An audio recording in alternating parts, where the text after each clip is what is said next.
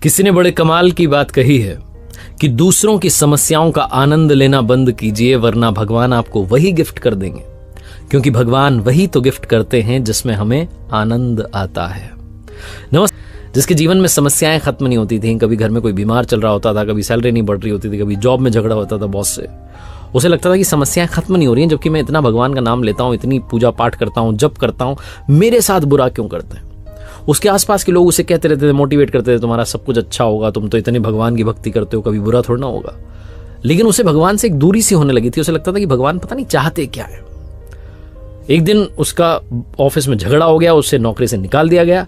घर आया तो भगवान के सामने आधे घंटे तक बैठा रहा, पूजा पाठ करता रहा और कहने लगा कि भगवान आज आपको सपने में आना है, दर्शन देने और मुझसे बात करनी है। आपका भक्त आज आपसे बात करना चाहता है, संकट में आ गया, आप सपने में आएंगे। इतना उसने भगवान से कहा। और कमाल की बात यह रही कि उस रात ही उसे स्वप्न में भगवान के दर्शन हुए। जैसे ही भगवान दिखे, उसने तो भंडार लगाया हुआ था समस्याओं का, बोलता चला गया, आप क्या कर रहे हैं, मैं देखता हूँ आसपास लोगों को, गलत काम करने वाले मजे में घूम रहे हैं और मैं अच्छा काम करने वाला इंसान जो हूँ, मुझे एक के बाद एक प्रॉब्लम्स का सामना करना पड़ता है, मुझे समझ नहीं आ रहा भगवान आप चाहते क्या हो। भगवान ने कहा ये तो चक्र है, प्रकृति का नियम है, घूमता रहता है, हानि लाभ तो सहना पड़ता है। उस भक्त ने कहा मुझे नहीं पता, मुझे आप समाधान दीजिए, मुझे अभी सोल्यूशन चाहिए। भक्त की नादान सी बातें सुनकर के भगवान ने कहा चलो ठीक है, मांग ही रहा है तो समाधान देते हैं। तो जहां दर्शन दिए थे उस दृश्य में एक बहुत बड़ा बरगद का पेड़ पीछे दिखाई दे रहा था। भगवान ने भक्त से कहा तुम्हें दिख रहा है पेड़? उसने कहा दिख रहा है। भगवान ने कहा काम करो, तुम्हारी जितनी समस्याएं हैं सारी लिख करके, पर्ची बना करके एक पोटली में डाल करके जाओ और वहां बांध के आ जाओ, सारी की सारी गायब हो जाएंगी।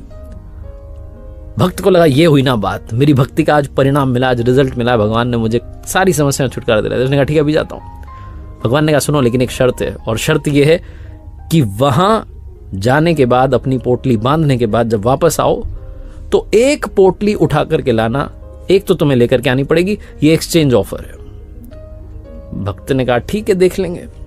उसने फटाफट से अपनी जितनी समस्याएं थी अलग अलग पर्चियां बनाई, रखी, पोटली बनाई, लेकर के गया पेड़ के पास, जाकर के बांधी। एक्साइटमेंट था कि सब खत्म होने वाली है, समस्याएं गायब, जीवन में सब अच्छा होगा। वापस आने लगा तो उसे याद आया कि एक पोटली उठा करके लानी थी। कौन सी उठाए? सबसे छोटी वाली पोटली ढूंढी उसने। जैसे उसे खोल रहा था, लेकर के आ रहा था, उसे लगा कि कहीं इसके अंदर कोई गंभीर बीमारी ना हो, मेरी जान ना चली जाए, वापस छोड़ दी। दूसरी छोटी पोटली ढूंढी, उसके पास गया तो उसे लगा कहीं इसमें ऐसा ना लिखा हो कि मेरे किसी अपने की डेथ होने वाली है। उसने डर के मारे उसे भी छोड़ दिया। तीसरी पोटली के पास गया तो उसे डर लगा कि कहीं इसमें ऐसा ना लिखा हो कि मेरे किसी करीबी को बड़ी बीमारी हो जाए, पूरे जीवन परेशान रहे। उसने उस पोटली को भी छोड़ दिया। चिल्लाने लगा, कहने लगा भगवान ये कौन सा ऑफर है, मुझे तो मेरी पोटली वापस दे दो, मैं लेकर के जाता हूं और प्रॉब्लम्स को हैंडल करना सीखूंगा, लड़ना सीखूंगा, मुझे आपका एक्सचेंज ऑफर नहीं चाहिए।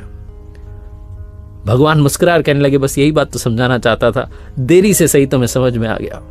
जीवन में समस्याएं आएंगी, चुनौतियां आएंगी, चैलेंजेस आएंगे, प्रॉब्लम्स आएंगी, लेकिन सवाल यह है कि क्या आप उनसे लड़ने के लिए तैयार हैं।